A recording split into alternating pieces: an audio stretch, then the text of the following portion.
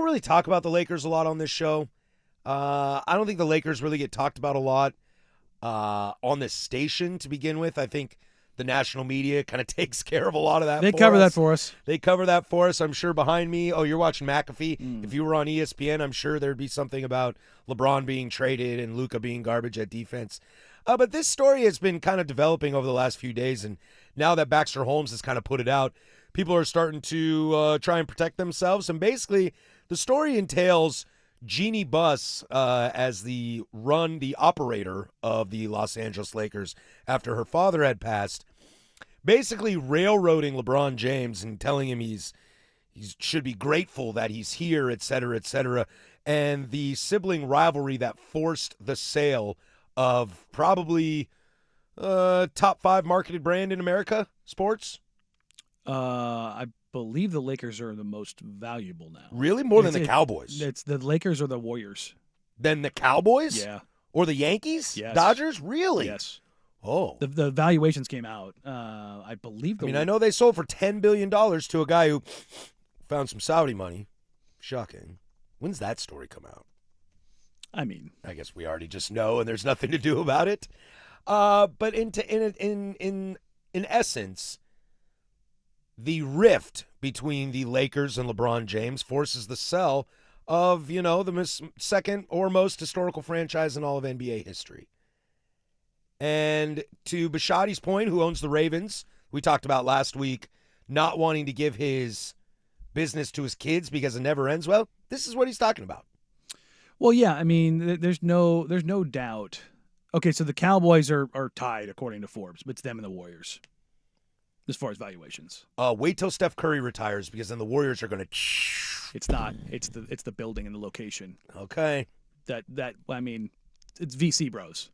That's where that comes from. So. Well, wait till they're really bad. Yeah. Well, I mean, you're not wrong, but this whole thing, after Dr. Buss died. It took, 4 years, and Jeannie ousted some of her family out of the organization. Her brothers? So, yep, you got to go. Some of them were able to stay around, and then she ousted basically the rest of them. Mm-hmm. And this sale came about and came to fruition because the Celtics sold. You kind of look around and you go, whoa, the Celtics sell for, what, 8.5? Mm-hmm. They sell for 8.5? What can we get? Let's also not forget, and we've talked about this with owners a lot in all sports, the Buss family is cash poor. Yes. They are not rich They people. are a traditional team ownership family. Take the Maras, the Rooneys, you can the take Hunts. Yeah, all the Davises, like the Browns, like those families, don't get me wrong, they have money, but they don't have FU money. They do not have Ballmer. Like, Ballmer's the richest owner in the world of sports. Steve Cohen's probably number 2 for the Mets. Yeah, like they like Ballmer, I think is like worth $140 billion or something along those lines. It's just like he has money to, like, that's the thing is, like, I don't know if you guys have noticed the Pablo Explains It All investigation into all of the things Clippers just stopped. Right, weird, huh? How'd that happen? Why? Because Steve Ballmer has more money than God, and the legal team he can hire can outrank the literal combined value of every owner remaining. And now you're in a spot where you got to be extra careful what you say. You know, you can have, hey, these sources told me this and this and this, and I've got that out on. You got to have it. You got to have it nails. Yep. And now you got to be quiet. Like Paul Allen was that guy in the NBA for a very long time. Paul Allen held the seat at the table for the owners' meetings. And the one thing that we felt good about being a local team owned by Paul Allen, never came across as a jerk, really. No. You know, I think that's what made Jody a little difficult on people.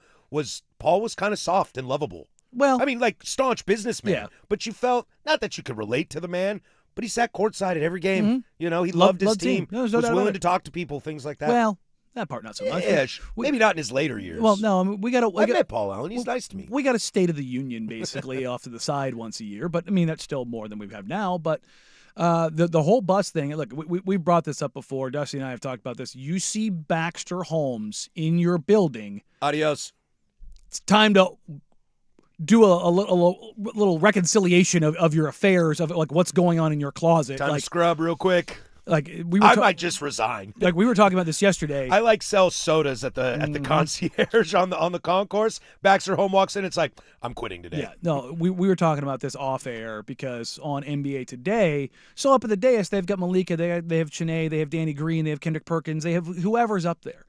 Well, when Ramona Shelburne, when Baxter gets up there and starts talking about this, everybody leaves the dais. Mm-hmm. It's just Malika and Baxter. Why? Because Baxter has a gravitas and a objectivity that is not untainted, but is above reproach, because when he comes in and says something, he has done the necessary legwork, and everybody else has their own agendas. There are people that appear on that show that have very, very, very, very, very, very, very good relationships with the Buss family. And they were not anywhere to be found. There are no biases when it's Baxter Holmes. If Baxter Holmes comes in there, I will say it. I am very aware that it is not Ramona Shelburne. Yeah. I am very aware. I understand you, buddy. I got your back. I have no problem being the one to say that. I am aware that it is not her doing an investigative journalism piece on her best friend in the world. Yeah. There's no doubt about that. So it's one of those things where ESPN is like, it's Baxter, it's we got to do this kind of thing. But I also wonder how much of that is new ownership and Mark Walter going, because remember with Cuban, I still have a say in the team. Mm-hmm. He did not. He did not. And the Celtics ownership group is like, well, we're going to still have a say in the team as we transition into 27 and 28. Go ahead and check in next year.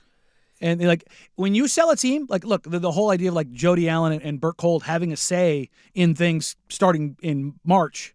Good luck with that. Yeah. You don't spend billions of dollars to let somebody else have a say in something. Also when you buy something, say it's a car. Okay, You buy a car and you realize the alternator's kind of got to go, some belts need to be replaced, and the brakes need to be redone.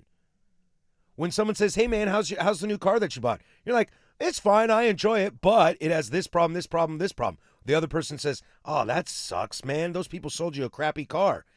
When you are that person and you put in that money, say you are the new person, the new owner of the Celtics or the new owner of the Lakers, if you see some internal issues like what this Genie Buss thing at the Lakers is doing, you want to air all that out to be able to start fresh, and say, look, here's what we're doing. We are eliminating all of this noise from the situation. Is LeBron a pain in the ass? Yeah, LeBron is a pain in the ass. Is he sometimes dramatic? Yes, of course. Is there nepotism with his kid? Without a doubt, I see all that.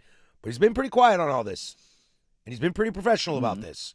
And someone's trying to throw him under the bus left and right. And I'm sure Lakers brass now is like, LeBron, don't worry. We got you. Well, the new Lakers brass, because Genie is basically saying that LeBron was ungrateful because they drafted Bronny James. Like, I don't know. That seems like Genie seems like you're kind of ungrateful that LeBron James came to L.A. Yeah.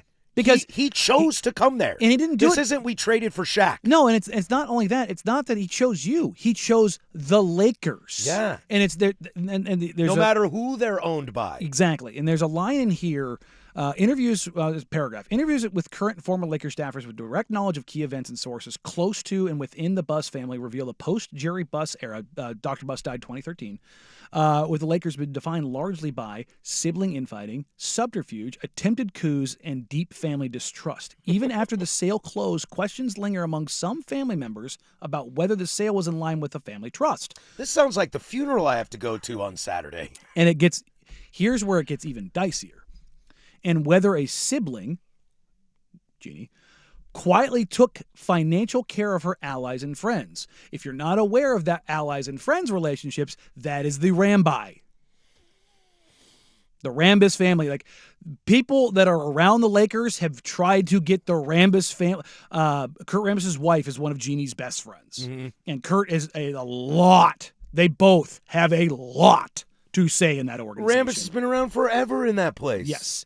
But the line is, took financial care of her allies and friends at the expense of her own family. Janie Buss, I don't think my dad would be happy with the way things went down. Not at all.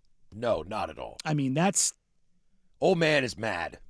Dad's not happy. And this is before you even get into the LeBron stuff. It just keeps going and going and going and going and going. It's like, this is where being in a market like LA, where you have the allure of Los Angeles and all the money and all those things, you've got the biggest TV deal in the league, like Spectrum Sports. I think they pay like $140 million a year for the TV rights. Like it's bonkers. So despite all of these advantages that you have, you still have this. Yeah.